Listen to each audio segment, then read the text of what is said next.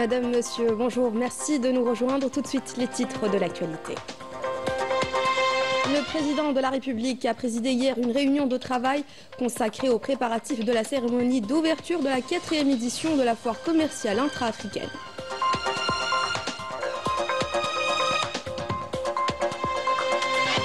À Alger, l'IATF place la ZLECAf au cœur des échanges et des opportunités continentales, rapprochant décideurs, entreprises et jeunes entrepreneurs, tandis que les derniers préparatifs au Palais des Expositions annoncent un rendez-vous continental riche en perspectives.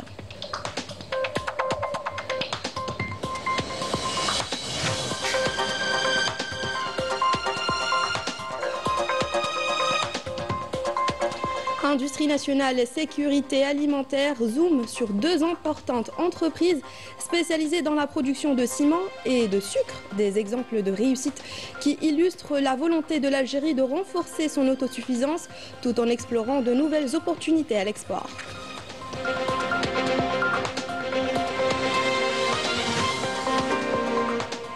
Bienvenue à tous.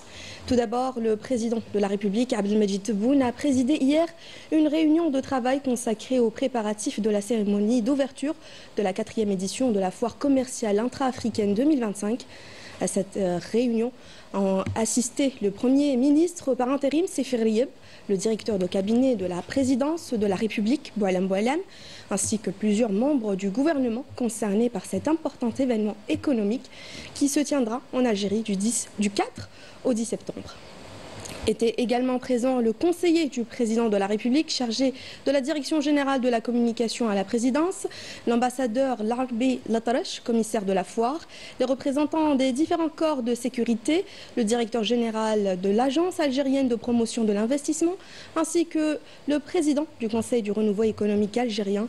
L'organisation par l'Algérie de la foire commerciale intra-africaine reflète sa volonté affirmée de s'ériger en acteur économique central et traduit sa vision visant à renforcer sa position comme plateforme stratégique pour le commerce et l'investissement.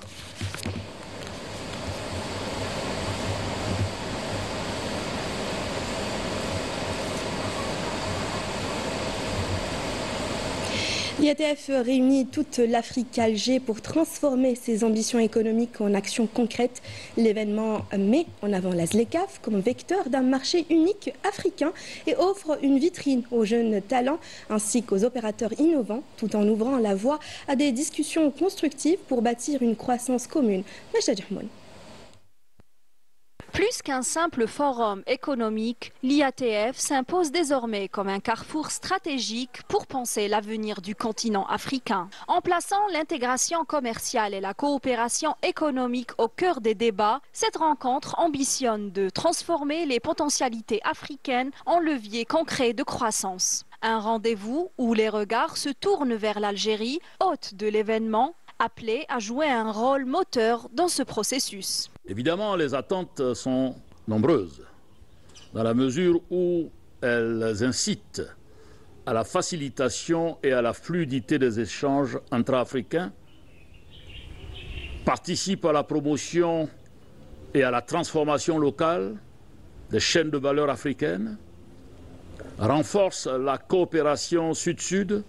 L'Algérie, en tant qu'hôte, envoie un message fort de leadership économique régional. L'Algérie, traditionnellement adossée à l'axe maghrébin, s'affirme de plus en plus comme un acteur central dans la stratégie d'intégration africaine. L'IATF se veut ainsi une véritable vitrine capable d'identifier et de connecter les opérateurs les plus innovants. Elle attire la curiosité des investisseurs internationaux, séduits par l'envergure du marché africain, notamment grâce à la visibilité donnée à la ZLECAf. La ZLECAf vise à créer un marché unique, dynamique et intégré avec une libre circulation des biens et des services sur le continent. Toutefois, pour la concrétisation des objectifs de la ZLECAf, il faudra persévérer sur la levée des obstacles structurels par l'harmonisation réglementaire, la réduction des coûts logistiques, la modernisation des infrastructures et la continuité politique. L'IATF est aussi une occasion pour mettre en avant les potentialités de la jeunesse africaine. Cette édition donc favorise de façon inédite les start-up et l'innovation africaine. On observe depuis quelques années une dynamique de montée en puissance des écosystèmes numériques, pilotés par le hub technologique d'Afrique anglophone, notamment le Kenya, le Nigeria, l'Afrique du Sud. Et l'Algérie sont aujourd'hui en voie de rattrapage grâce à une jeunesse créative, l'ouverture de centres d'innovation et des politiques d'accompagnement des porteurs de projets. Ce rendez-vous contribue ainsi à lever de nombreux freins en rapprochant les entreprises, en consolidant la confiance entre les marchés africains et en instaurant un dialogue constructif entre régulateurs et opérateurs. Autant de jalons essentiels pour donner corps à la ZLECAf. Les préparatifs de la foire commerciale intra-africaine avancent à grands pas au Centre international des conférences Abdelatif Rahal. Pour nous en parler, nous retrouvons avec nous en direct notre journaliste Hasna Zouberi. Comment se déroulent les derniers ajustements avant l'ouverture très attendue par les exposants et les visiteurs?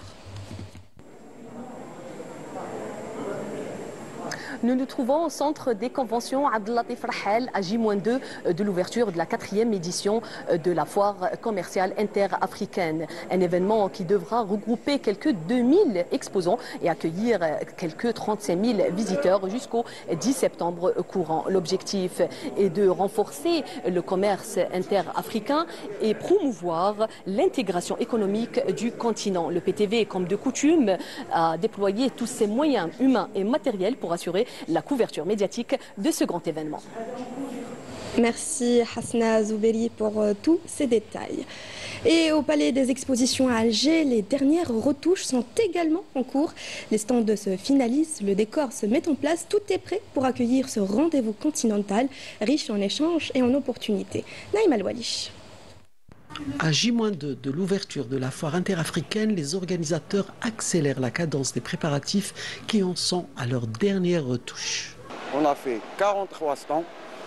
Pour l'instant, on a les dernières retouches. On les échantillons à l'instant. On a pris le jeudi qu'on coule. Montage des stands, logistique, planification des conférences et autres rencontres sont sur la feuille de route des organisateurs de cet événement qui ambitionne d'être une plateforme unique pour accéder au marché africain représentant 1,4 milliard de consommateurs. C'est la 4e édition de cet événement qui se déroule tous les 2 ans et nous, en tant qu'organisateurs, nous nous sommes attelés à préparer ce rendez-vous depuis 2 ans. Nous sommes du reste impatients d'accueillir les exposants, les visiteurs et autres invités d'honneur. Cet événement est apporté par l'Union africaine, la CREMF et l'Afriximbank. Nous sommes très heureux de recevoir et tous les participants, les visiteurs, les exposants. En tout cas, on vous verra cette semaine. Nous nous sommes préparés pendant 2 ans pour accueillir des milliers de visiteurs venus de plus d'une centaine de pays africains à cette foire qui s'ouvre le 4 septembre. En tant qu'organisateurs, nous avons hâte de rencontrer son public. Placé sous le slogan « Une passerelle vers de nouvelles opportunités », ce rendez-vous regroupera plus de 140 pays, 2000 exposants et compte accueillir 35 000 visiteurs professionnels avec la projection de conclure de nombreux accords commerciaux. La construction navale, un secteur qui a beaucoup avancé ces derniers temps en Algérie grâce à des entreprises comme Ecorep, par le biais de partenariats avec des universités et des centres de formation professionnelle. Elle mise sur une main-d'œuvre qualifiée. Sa participation à l'IATF révèle le potentiel industriel du pays et son ouverture sur le marché africain. Reportage de Nawal Benjilali. L'industrie algérienne de construction navale a connu une évolution ces dernières années, passant par l'artisanal à un secteur industriel structuré, combinant savoir-faire et technologie moderne. La construction navale en Algérie est en plein essor actuellement. Donc, et ça se justifie par les orientations de M. le Président de la République qui a insisté pour la prise en charge de la flotte nationale, notamment marchande et commerciale, en vue de son efficience dans le domaine économique pour assurer une parfaite navigabilité des navires. L'entreprise publique de construction et d'entretien naval, située au port de Boharoun, un des principaux acteurs du secteur, dans sa spécialité, entre navires de pêche, navires de servitude portuaire et plaisance. Collaborer avec le secteur académique pour former la main-d'œuvre qualifiée afin d'assurer le renouvellement de la flotte, une des meilleures stratégies de l'entreprise. Tout secteur économique ne peut pas se développer sans une assise scientifique et technique. Par rapport à ça, l'ECOREP a tissé des liens avec les différentes universités. La main-d'œuvre qualifiée, on essaie de l'appuyer également au niveau des centres de formation professionnelle. Et là, pour cette année, l'année passée et l'année actuelle, on a pris jusqu'à 50 stagiaires des centres de formation, notamment de Douaouda. L'ECOREP, plus de 40 ans d'expérience, en capitalisant sur des coûts compétitifs, un soutien étatique fort, elle s'impose comme un acteur crédible sur les marchés africains et européens. D'où sa participation à la foire intra-africaine qui se tiendra à Alger prochainement. L'Algérie, elle est aux portes de l'Afrique premièrement. Et quand on sait que la façade nord est saturée, donc ça nous offre un peu des capacités, notamment en matière de plaisance, où on peut, c'est-à-dire développer des marinas, puisqu'il y a beaucoup d'yachts qui sont en développement, donc c'est un créneau très important à prendre en charge. Et par rapport à ça, donc ça serait bien qu'on puisse avoir le maximum d'aires de stationnement des marinas, des petits ports de plaisance, et également donc ça va susciter l'intérêt dans la construction et la maintenance navale. L'Algérie a réussi une mue remarquable dans la construction navale. La dynamique est lancée pour faire de ce secteur un pilier de l'économie maritime nationale. À Sétif, le groupe industriel des ciments JICA incarne l'ambition nationale. Avec une capacité dépassant les 3 millions de tonnes par an, elle assure l'autosuffisance du marché local et s'oriente vers l'exportation, mettant en avant un produit national de qualité et compétitif à l'international. Rida Tibirmassine et Raouf Hamouch. Plus de 50 hectares, c'est la superficie qu'occupe la cimenterie de Ain Kbira, une infrastructure stratégique au cœur de la production nationale avec 2 lignes de production. L'usine affiche une capacité totale de 3 millions de tonnes par an, dont 1 million destiné à l'exportation. L'usine est composée de 2 lignes de production, la première avec une capacité d'1 million de tonnes par an, la seconde dépassant les 2 millions. Nous disposons donc de 3 millions de tonnes de ciment produit chaque année, ce qui permet de couvrir l'ensemble des besoins du marché national et même d'exporter jusqu'à 1 million de tonnes par an.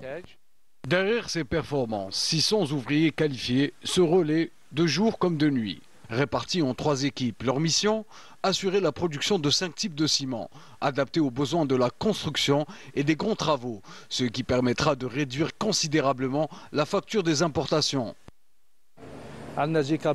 L'usine produit 5 types de ciment adaptés à la demande du marché de la construction et des grands travaux. Nous avons ce qu'on appelle le JICA béton disponible en 2 versions. Le ciment rapide et le ciment normal.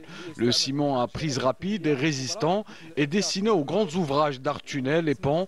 Le ciment classique pour les constructions ordinaires. Et enfin, le ciment pétrolier destiné au forage. La qualité est garantie par un contrôle rigoureux grâce à l'intégration de systèmes de management de la qualité et de l'environnement. Une exigence qui a valu à l'usine plusieurs certifications internationales.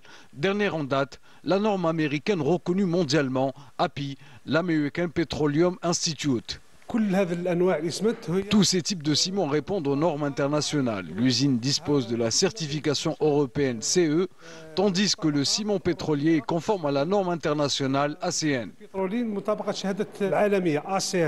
Une réussite industrielle qui illustre parfaitement la dynamique de l'économie algérienne, produire localement et se tourner vers le marché international. Les projets industriels stratégiques se multiplient après la récupération des biens confisqués. Dans ce cadre, l'usine Tafadis de raffinage du sucre à l'Arbatash, dans la wilaya de Boumerdes, participe activement à la couverture des besoins nationaux en cette denrée essentielle. Linda Meki et Riyad Belkhadim. Au cœur de la zone industrielle de la commune de l'Arbatash est implanté Tafadis. une des plus grandes usines de raffinage et de commercialisation de sucre en Algérie. Avec une capacité de 2000 tonnes par jour, ce complexe couvre une part croissante des besoins nationaux, réduisant la dépendance aux marchés mondiaux soumis à de fortes fluctuations. Nous produisons ici 3 variétés de sucre, du sucre blanc cristallisé, du sucre roux cristallisé et du sucre liquide.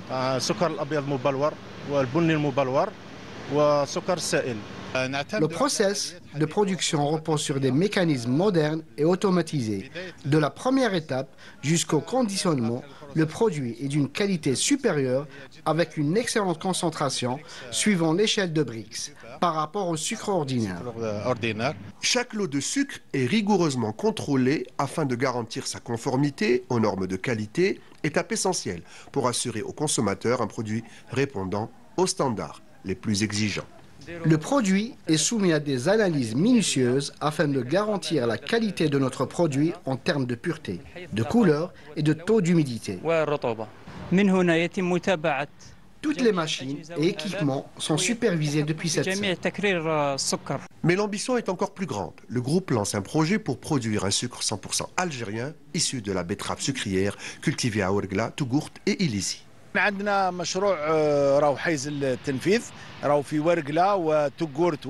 Ce projet est actuellement en cours de réalisation.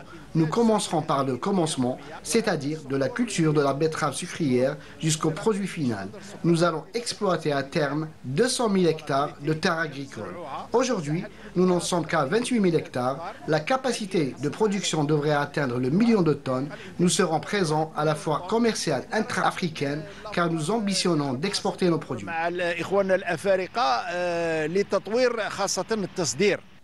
La mise en service de Tafadis a non seulement permis de diminuer significativement les importations, mais aussi de créer une véritable filière locale de production et de transformation. En renforçant la chaîne agro-industrielle, l'unité peut à terme envisager l'exportation du surplus de production vers les marchés africains, notamment dans le cadre de l'ASDECAF. Une délégation algérienne de start-up se rendra le 20 septembre prochain en Slovénie. Placée sous le signe de l'innovation et de la coopération économique, cette initiative offre aux jeunes entrepreneurs l'opportunité de découvrir et explorer un nouvel écosystème dans le cadre de la consolidation des liens politiques et commerciaux entre les deux pays. Sarah Taïbi et Amira Sfta. Cap sur Ljubljana, une première pour ces 23 start-upers. Un voyage exploratoire de 15 jours qui leur permettra de s'inspirer de l'écosystème entrepreneurial slovène et de s'ouvrir à de nouvelles perspectives à l'international. Nous sommes heureux d'accueillir pour la première fois en Slovénie cette mission algérienne. Cette initiative est un apport qualitatif aux relations bilatérales déjà excellentes sur les plans politiques et économiques. Cette mission s'inscrit dans le cadre des orientations du président de la République Abdelmajid Tebboune visant à soutenir les programmes d'exploration et à promouvoir la coopération entre l'Algérie et la Slovénie. Après une formation intensive de 3 jours au siège de l'accélérateur Algeria Venture, ces jeunes innovateurs ont affûté leurs techniques de communication et de présentation et se sont initiés aux spécificités et à la culture slovène. L'objectif est de les préparer à interagir efficacement avec d'autres entrepreneurs et start-up partageant la même ambition de réussir leurs projets. Pour nous, la Slovénie représente une destination privilégiée afin d'acquérir une expérience sur place, de découvrir l'écosystème des startups. Nous serons la première promotion en Slovénie. C'est une opportunité pour explorer les perspectives de coopération dans le domaine de l'entrepreneuriat. Cette initiative constitue une étape significative, reflétant la volonté commune de l'Algérie et de la Slovénie de renforcer leur coopération et d'ouvrir de nouvelles perspectives aux startups des deux pays. Dans le cadre de la question sahraoui et lors d'une rencontre médiatique organisée à Alger, un nouvel ouvrage a été présenté sous le titre de la monarchie marocaine, modèle d'un État terroriste. Cet ouvrage met en évidence les zones d'ombre du régime et ses pratiques de terreur à l'encontre du peuple sahraoui. Ont pris part à cette rencontre l'ambassadeur de la RAST en Algérie et plusieurs professeurs et spécialistes en droit international. Je vous propose d'écouter la déclaration.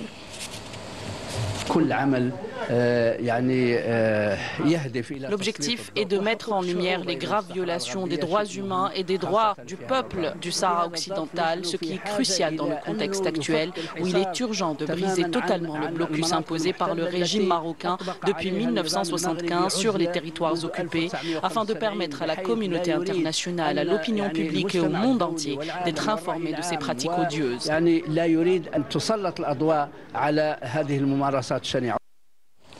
20 Palestiniens ont été tués et d'autres ont été blessés ce matin dans des bombardements de l'armée de l'occupation sioniste sur la bande de Gaza, dont 9 sont tombés en martyrs suite au bombardement d'un immeuble situé à la rue Al-Quds à Tel El-Hawa, au sud de Gaza.